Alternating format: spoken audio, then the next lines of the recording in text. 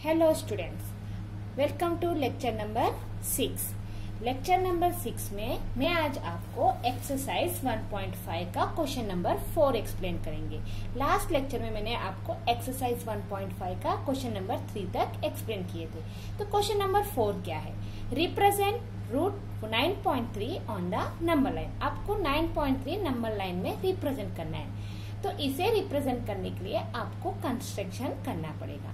इस कंस्ट्रक्शन को मैं पहले कंस्ट्रक्ट करूंगी, उसके बाद मैं आपको बताऊंगी कि ये किस तरह से आए। जैसे कि हमने पहले भी रूट 2, रूट 3, रूट 5 को रिप्रेजेंट करने के लिए पाइथागोरस थ्योरम को यूज किया था, उसी पाइथागोरस थ्योरम को अभी भी हम यूज करेंगे। लेकिन पहले मैं आपको कंस्ट्रक्शन दिखाऊंगी, उसके बाद मैं उसका प्रूफ आपको दिखाऊंगी कि वो आंसर किस तरह से आया।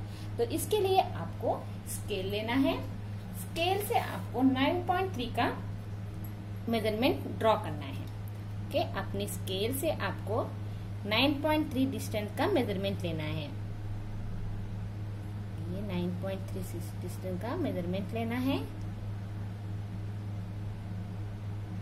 उसके बाद आपको इसे पॉइंट ए भी दे देना है, पॉइंट ए और ये बी। ओके, मैं इसको ए बी दे देती हूँ, पॉइंट ए और बी। इसे आपको 1 यूनिट डिस्टेंस इंक्रीज करना है। 1 यूनिट डिस्टेंस, ये ए बी जो है वो 9.3 सेंटीमीटर है। अब आपको अपने स्केल से 1 सेंटीमीटर को डिस्टेंस को इंक्रीज कर देना है और उसे दे देना है पॉइंट सी। ये हो जाएगा पॉइंट सी। ये मैंने 1 सेंटीमीटर इंक्रीज किया है। अब आपको AC का परपेंडिकुलर ड्रॉ करना है। AC की मिड पॉइंट आपको ड्रॉ करनी है। तो हम इसके अब आपको परपेंडिकुलर ड्रॉ करना है। तो सेंटर A ले लेते हैं, रेडियस मोर देन हाफ ले लेते हैं। आपको रेडियस मोर देन हाफ, आपको परपेंडिकुलर AC का ड्रॉ करना है, यानी कि ये पूरा। ओके, तो यहाँ पे आर्क ड्रॉ करते हैं सेंटर A से, और यहाँ पे भी आर्क ड्रॉ करते हैं। और C से अगर आप सेंटर ले लेंगे तो यहाँ पे भी आर्क आ जाएगा और इस पे भी आर्क आ जाएगा। ओके, अब इसका हम ज्वाइंट कर देते हैं। इसे हम ज्वाइंट कर देंगे लाइन को इंटरसेक्ट करते हुए। तो जो पॉइंट जहाँ पे ये लाइन इंटरसेक्ट होगी वो पॉइंट हो जाएगा mid point of the circle. वो पॉइंट हो जाएगा mid point of the line segment. हम इसे मिड पॉइंट क्या कह देते हैं? कोई भी पॉइंट डी ले लेते हैं। ओके, ये है मिड पॉइंट। अब इस मिड पॉइंट को यूज करके आपको सेमी सर्कल ड्रॉ करना है, और वो सेमी सर्कल पॉइंट सी से लेके ए तक टच हो, यानी कि सेंटर डी के ऊपर रखिए, सी से स्टार्ट कीजिए और वो सेमी सर्कल आपके पॉइंट ए और सी को टच होना चाहिए। तो ये मैंने सेमी सर्कल ड्रॉ कर दिया, ठीक है ना। ये सेमी सर्कल हमने सेंटर डी लेके ड्रॉ कर दिया। अब आपको क्या करना है? Draw the perpendicular. अब आपको ये सेमी सर्कल ड्रॉ करने के बाद उसी सेमी सर्कल को जहां पे आपने एक ड्रॉ किया था 90 डिग्री, अब आपको अपना कंपास लेना है, प्रोट्रैक्टर लेना है। उस प्रोट्रैक्टर को आपको पॉइंट बी के ऊपर रखना है और 90 डिग्री ड्रॉ करनी है। अभी मेरे पास प्रोट्रैक्टर नहीं है तो टेम्पररी मैं स्केल यूज कर रही हूँ। आपको प्रोट्रैक्टर यूज करना है। क्या करेंगे? आप अपना प्रोट्रैक्टर इसके ऊपर रखेंगे, पॉइंट बी के ऊपर रखेंगे और आप देखेंगे कि आपकी 90 डिग्री कहाँ आ रही है। तो यहाँ कहीं पे आपकी 90 डिग्री आएगी, उसे आपको स्केल से ज्वाइंट कर दें। तो अभी मैं उस इमेजिनेशन कर देती हूँ, मेरी 90 डिग्री यहाँ आ रही है और मैं उसे स्केल से ज्वाइंट करूंगी। तो ये लाइन सर्कल को टच करना है। ओके, जहां पे भी पॉइंट आपकी सर्कल को टच होगी उसे पॉइंट पी दे दीजिए, ओके ना। उसे आप पॉइंट पी कर दीजिए। इसे आपको प्रोट्रैक्टर को ही यूज करना है। ओके, उसके बाद आपको क्या करना है कि आपको थोड़ी सी इस लाइन को जो सी है उसे एक्सटेंड कर देना है, मतलब इंक्रीज करना है। कोई मेजरमेंट नहीं है, बस इंक्रीज करना है, क्योंकि हमारा जो आर्क आएगा वो इस तरफ आएगा। तो इसे हम थोड़ा इंक्रीज कर देते हैं। ओके, इंक्रीज करने के बाद आपको अपना कंपास लेना है। कंपास लेने के बाद आपको उसे बी के ऊपर रखना है। बी के ऊपर रख, अब आपको अपना कंपास पॉइंट बी के ऊपर रखना है और बी से लेके पी तक की डिस्टेंस आपको मेजर कर देनी है और उसी पी को टच करके आपको एक सेमी सर्कल ड्रॉ करना है। और अगर सेमी सर्कल नहीं भी ड्रॉ करोगे और पी को टच करके, पॉइंट पी को टच करके आप उस पॉइंट को यहाँ पे लाइन के ऊपर कट कर देंगे। देखिए पेज ऐसे ड्रॉ करेंगे तो पॉइंट यहीं पे ही आना चाहिए। चलो मैं आपको सेमी सर्कल ड्रॉ करके दिखाती हूँ। और अगर आप सेमी सर्कल नहीं भी ड्रॉ कर तो मैं इस तरफ लाइट ड्रॉ कर रही हूँ और इस आर्क को मैं थोड़ा डार्क कर देती हूँ, क्योंकि मेरा जो मेन पॉइंट है वो है ये वाला आर्क। तो ये इस आर्क को मैं पॉइंट, आप कोई भी पॉइंट दे दीजिए आर्क को, उसे मैं दे देती हूँ पॉइंट के। ये जो पॉइंट के हमारा है वो है √9.3, वो है √9.3, जैसे कि हमने √2 √3 में किया था वही है। तो ये है आपका कंस्ट्रक्शन। √9.3 हमने नंबर लाइन में शो कर दिया। और मैंने आपको ये भी कहा कि ये √9.3 था, तभी इसको आर्क यूज करके हमने यहाँ पे 9.3 किया है। अब आपको मैं ये प्रूफ करके दिखाऊंगी कि मैंने इसे, इस लाइन को √9.3 क्यों कहा है। जैसे कि आपने पहले भी ड्रॉ किया था √2 में, जब आप ये परपेंडिकुलर ड्रॉ करते थे एक राइट एंगल ट्रायंगल आती थी। राइट एंगल ट्रायंगल आती थी तो उस हाइपोटेन्यूज को हम √9.3 करके ले लेते थे और उसको फिर हम ड्रॉ करते थे और लाइन को शो कर देते। अब उसी तरह से आपको ये √9.3 है तो ये प्रूव करना है कि ये √9.3 किस तरह से है। ओके, तो मैं आपको उसे प्रूव करके बताती हूँ कि ये किस तरह से आया है। ठीक है, तो देखिए इसे मैं आपको किस तरह से प्रूव करके बताती हूँ। अगर मैं लाइन, इस लाइन को थोड़ा सा इस तरह से डॉटर लाइन को बना दूं तो ये कैसे फॉर्म हो रहा है। अगर मैं इसे ऐसे करके ये डॉटर लाइन बता दूं तो ये क्या है, एक राइट एंगल ट्रायंगल है ना। अब इसी राइट एंगल ट्रायंगल को यूज करूंगी पाइथागोरस थ्योरम की तरह। तो क्या करना है, पहले इसमें मैं बेस क्या है हमारा BD, मैं आपको बेस ले लेती हूँ। Base is equal to BD है ना। और ये क्या है, हाइपोटेन्यूज। हाइपोटेन्यूज हमारा क्या है, DP। और नेक्स्ट परपेंडिकुलर, हमारे पाइथागोरस थ्योरम में हमें कौन सी चीज चाहिए होती है, बेस, हाइपोटेन्यूज एंड परपेंडिकुलर। तो ये है परपेंडिकुलर BP।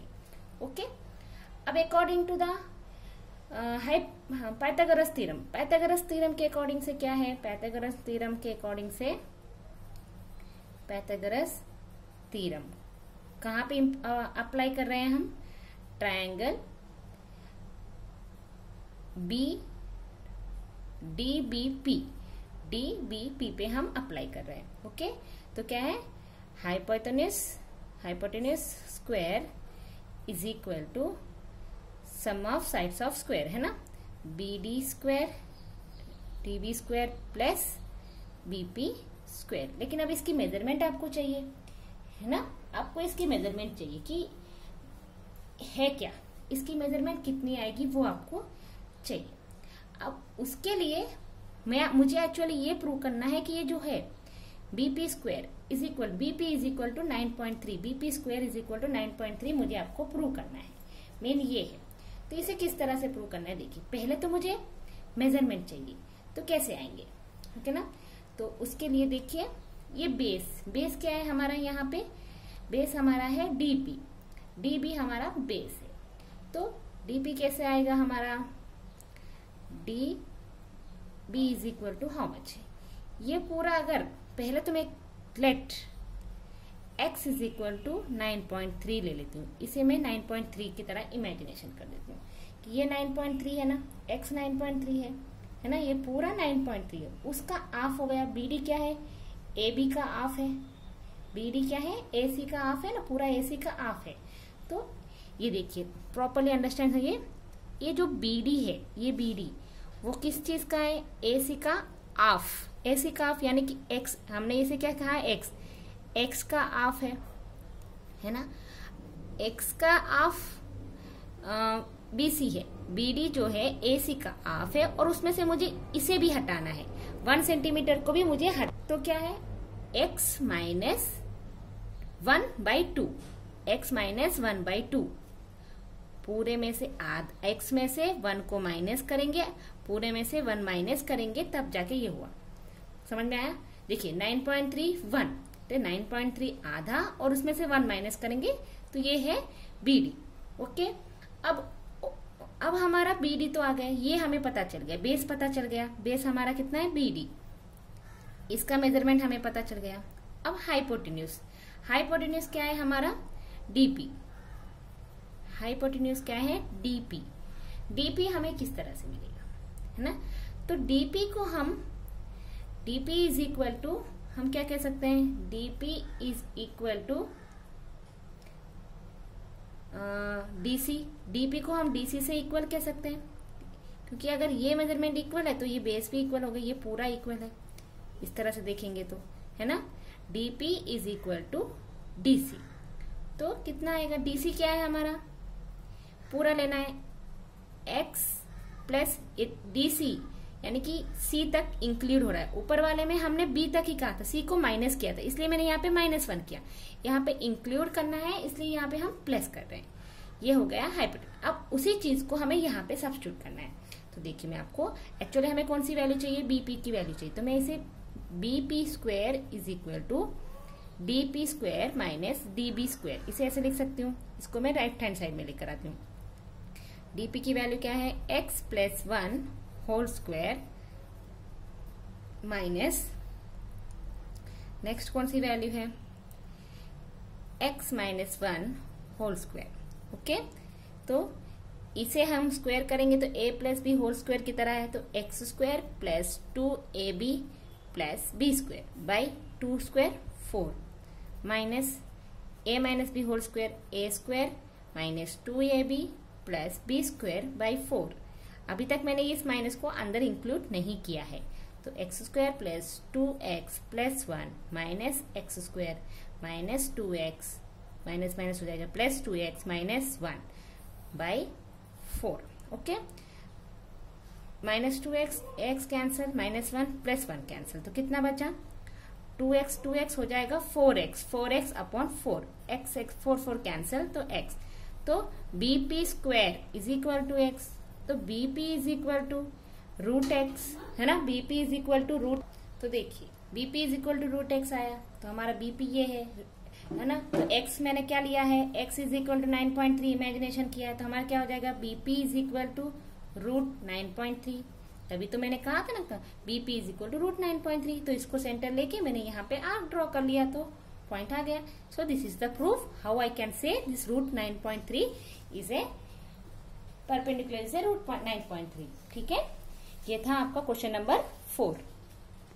अब क्वेश्चन नंबर 5, क्वेश्चन नंबर 5 है रेशनलाइज द डिनोमिनेटर, डिनोमिनेटर को रेशनलाइजेशन करना है। तो रेशनलाइजेशन का मतलब क्या है, तो देखिए, if an irrational number is multiplied by some suitable irrational number which can make the product a rational number, such process is known as rationalisation. देखिए, अगर कोई इरेशनल नंबर दूसरे इरेशनल नंबर से मल्टीप्लाई करेंगे और उन दोनों का प्रोडक्ट एक रेशनल नंबर आता है, तो सच मेथड को हम रेशनलाइजेशन मेथड कहते हैं।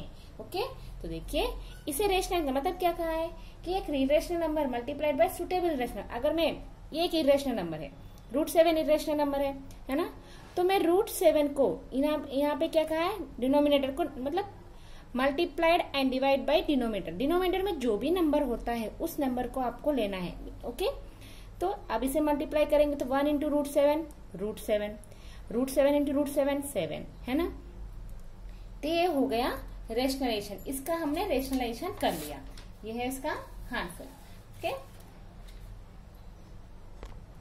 नेक्स्ट क्वेश्चन नंबर 2 क्या था, 1 upon root 7 minus root 6।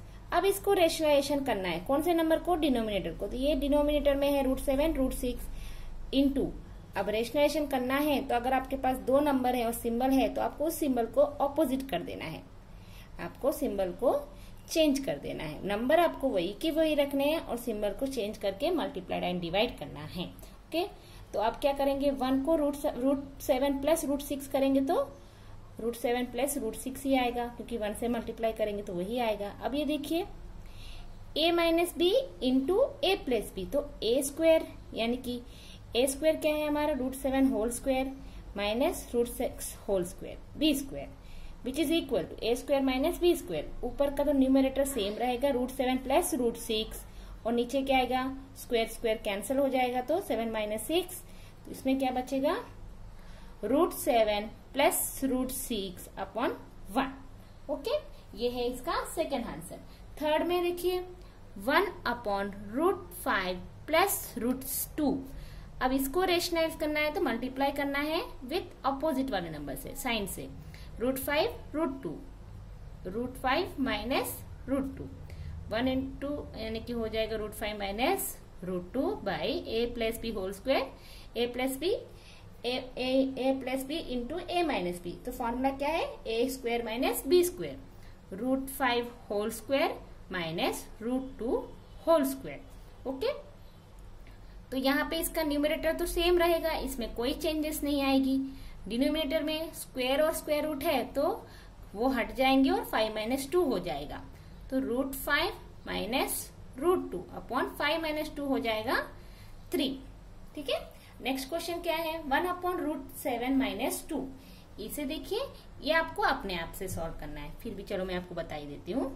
1 by √7 minus 2 है तो इंटू √7 प्लस 2, √7 प्लस 2,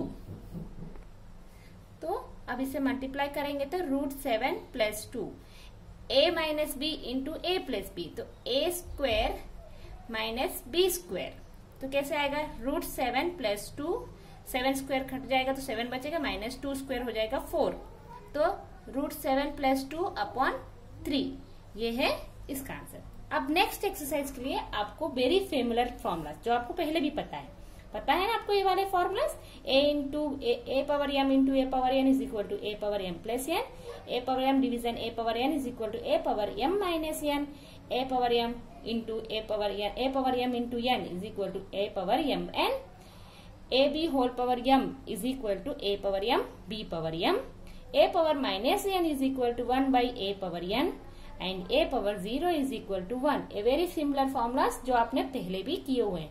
अब इसी प्रॉब्लम्स को फॉर्मूलेस को हमें यूज करना है और लास्ट एक्सरसाइज अब हमारी चैप्टर को सॉल्व करना है।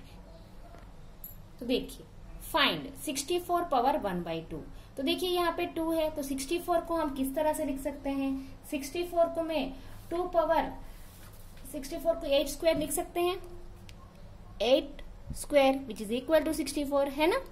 तो अब इसे हम कैसे, अब तो 2 ये 2 कैंसिल हो जाएगा, तो कैसे आएगा, 8 ही आएगा आंसर। तो यहाँ पे मैंने कौन सा फॉर्मूला यूज किया है, a power m whole power n, a power m whole power n is equal to a power m into n, यानी कि 2 इंटू 1/2, 2 कैंसिल होके 8 बचेगा। अब 32 पावर 1/2 कैसे लिख सकते हैं, 2 पावर 5, मैं 32 को 2 पावर 5 लिख सकती हूँ। अगर आपको डायरेक्ट नहीं आता है तो आप एलसीएम निकाल के भी कर सकते हो, तो आपको पता चल जाएगा कि ये पावर कैसे आया। तो 1/5, यहाँ पे भी मैं यही फॉर्मूला यूज करूंगी, तो कैसे आएगा, 2 5 गेट कैंसर, आंसर 2 बचेगा। 125 is a cube root of 5, तो 5 cube whole power 1/3, 3 get cancel, तो क्या बचेगा 5। ये है क्वेश्चन नंबर 1। अब क्वेश्चन नंबर 2 में फाइंड 9 3/2, तो मैं 9 को 3 स्क्वायर कर देती हूँ, होल पावर 3/2 है ना। तो a power m into a power n, ये पावर गेट कैंसल, तो 3 होल क्यूब हो जाएगा 27। 32 को 2 पावर 5 हम लिख सकते हैं और 2/5 होल पावर, तो 5 गेट कैंसल, 2 पावर 2 बचेगा, हो जाएगा 4। ओके, 16 का हम कैसे लिख सकते हैं, 16 का मैं 2 पावर 4 लिख देती हूँ, 3 होल पावर 4, तो 4 गेट कैंसल, तो क्या बचेगा 2 cube which is equal to 8। उस तरह से 125 को हम कैसे लिख सकते हैं, 5 पावर 3 होल पावर माइनस 1/3, तो 3 कैंसिल हो जाएगा, तो 5 पावर -1 बचेगा। इसे हम कैसे लिख देंगे, 1/3, क्यों, क्योंकि फॉर्मूला क्या है, a power -n is equal to 1/a power n। Okay, अब last question of this chapter, simplify करना है। यहाँ पे इसका मतलब है into a power m into a power n is equal to a power m plus n। ये कौन सा formula, a power m into a power n is equal to a power m plus n को use करके मैं कर रही हूँ। Since in दोनों की बेस सेम नहीं है तो हमें बेस सेम करनी पड़ेगी। मतलब 3 और 5 का अगर हम एलसीएम निकालेंगे तो क्या आएगा, 15 आएगा, है ना।